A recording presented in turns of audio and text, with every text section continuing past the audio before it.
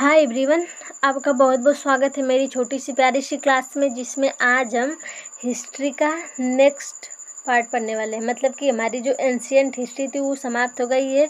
आज हम मध्य इतिहास पढ़ने वाले हैं। ठीक है, तो सबसे पहले हम इसमें क्या देखेंगे, इस्लामिक इन्वेजन। फिर इसके बाद थोड़ा सा दिल्ली सल्तनत के बारे में पढ़ेंगे। फिर इसके बाद आज ही पूरा दिल्ली सल्तनत नहीं ख़त्म होने वाला, इसके नेक्स्ट वीडियो में भी हम पढ़ेंगे, तो इसमें भी थोड़ा सा हम इसके बारे में पढ़ेंगे। ठीक है, तो जो सबसे पहले चलिए बात करते हैं इस्लाम इन्वेजन का। ठीक है, तो सबसे पहला जो मुस्लिम आक्रमण किया था मोहम्मद बिन कासिम, ये कब किया था? तो 1712 AD में। ठीक है,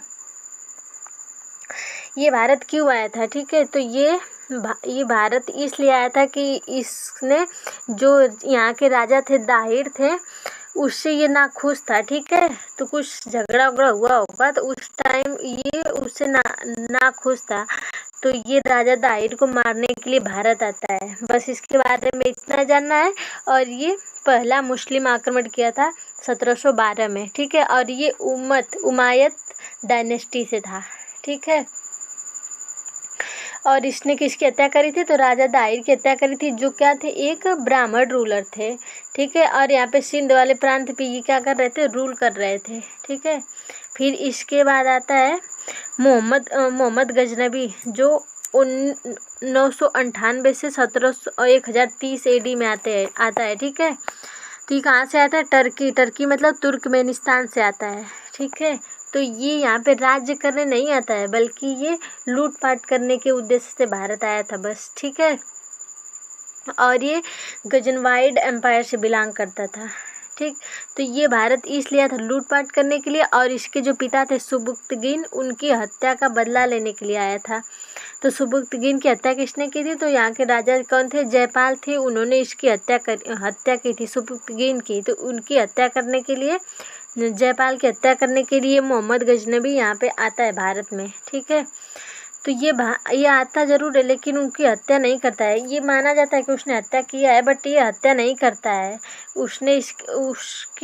इसने क्या करी थी, इतनी ज़्यादा बेइज्जती कर दी कि जिसकी वजह से ये क्या कर लिए, सुसाइड कर लिए। कौन? राजा जयपाल। ठीक, इसने इसको मारा नहीं था, बस उन्होंने सुसाइड कर लिया था बेइज्जती के कारण। ठीक, फिर इसके बाद इसने कितनी बार यहाँ पे आक्रमण किया था? तो इसने टोटल 17 बार यहाँ पे आक्रमण किया था भारत में। कौन? मोहम्मद गजनबी। तो पहला कब किया था? पहला किया था 1000 AD में।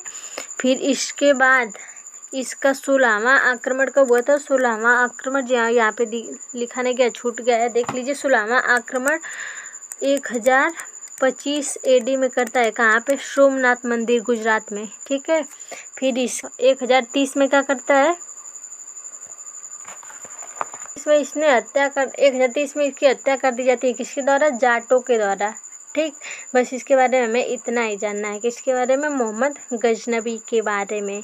ठीक, फिर इसके बाद आता है मोहम्मद गौरी, जो ये कहाँ से आया था? ये भी वहीं से आया था, बट ये गौर नामक जगह से आया था। ठीक है, ये भारत में लूटपाट करने के उद्देश्य से तो आया ही था, बट ये राज्य भी करना चाहता था। ठीक, कौन? मोहम्मद गौरी। तो इसने सबसे पहले अपना मतलब पहला आक्रमण करता है 1775 में। कहाँ पे? मुल्तान पे किया, बट इसको यहाँ पे इससे हार का सामना करना पड़ा, क्योंकि यहाँ की जो फीमेल, यहाँ पे एक फीमेल मतलब कि रानी थी। कौन? नाइकी देवी, जो यहाँ पे राज्य करती थी ना, तो उन्होंने इसको हरा दिया। किसको? मोहम्मद गौरी को। ठीक, फिर इसके बाद इसने दूसरा आक्रमण किया गुजरात पे, जहाँ पे राजा भीम के द्वारा पराजित हुआ। कितने में? 1778 ईस्वी में। फिर इसके बाद इसने तराइन का पहला युद्ध लड़ता है 1991 में।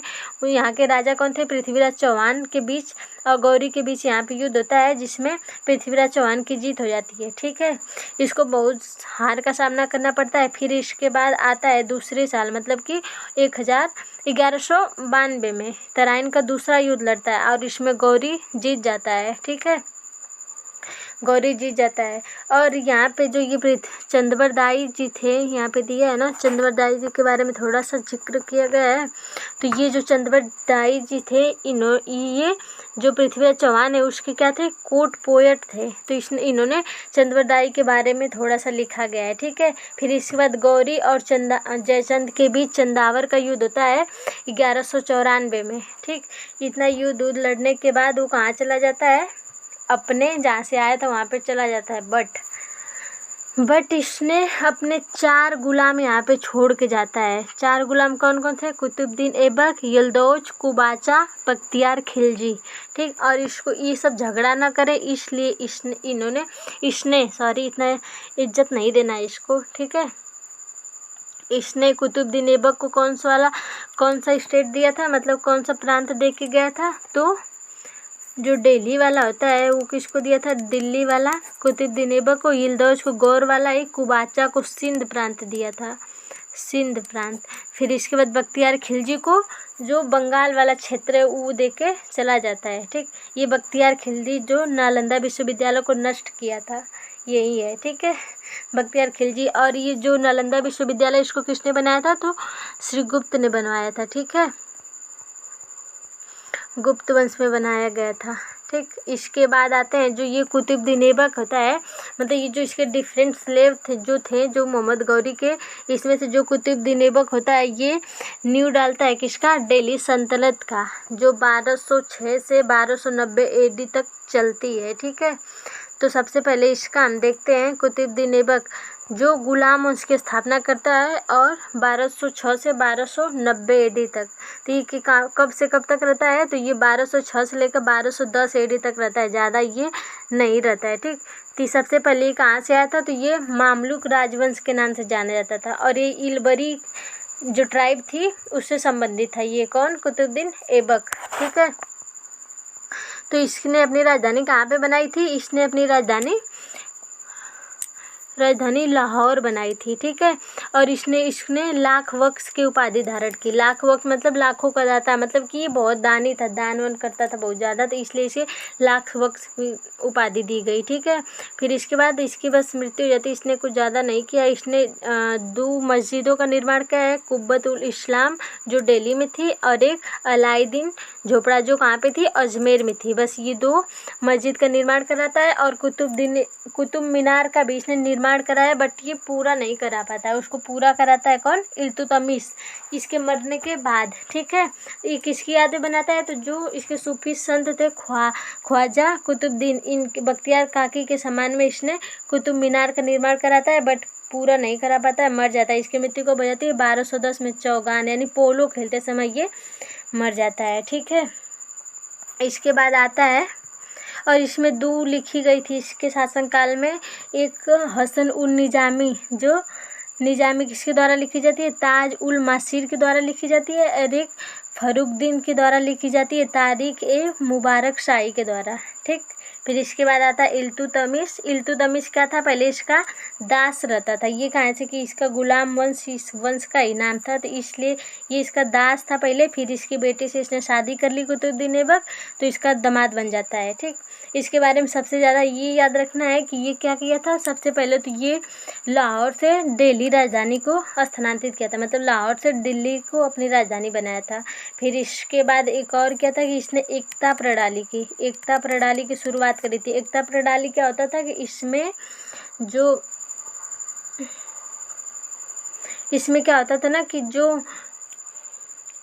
भूमि का टुकड़ा होता था वो दान में दिया जाता था कर के रूप में, ठीक है।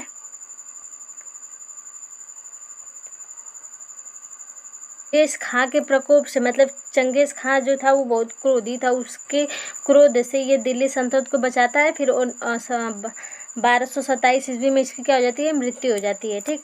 इसके बाद आता है ये टका चांदी का सिक्का और जीतल सिक्का चलाता है अपने शासनकाल में। एकता प्रणाली शुरू की थी और सबसे ज़्यादा तो ये 40 दासों का समूह यानी कि चलगामी चालीसा की शुरुआत की थी, जिसमें 40 दास को ये नियुक्त करता था स्वयं, जो इसके सैनिक हुआ करते थे, ठीक है। इसकी मृत्यु कब हो जाती है, 1227 में।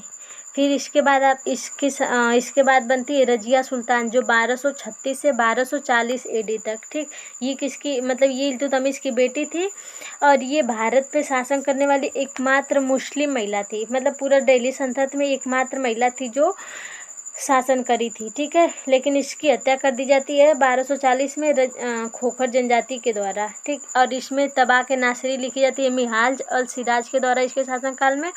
फिर इसके बाद आता है बलबन, गयासुद्दीन बलबन 1266 से 1287 में।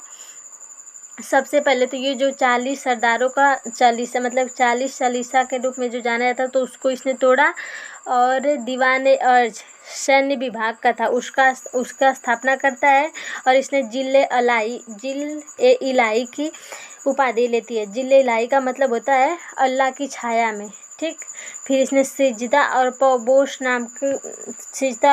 चलाया, जिसमें इसके इस पवबोश में क्या आता था, इसका पैर चूमना होता था, और सिजदा में मतलब इसके सामने जाकर झुकना होता था, झुक के प्रणाम करना होता था।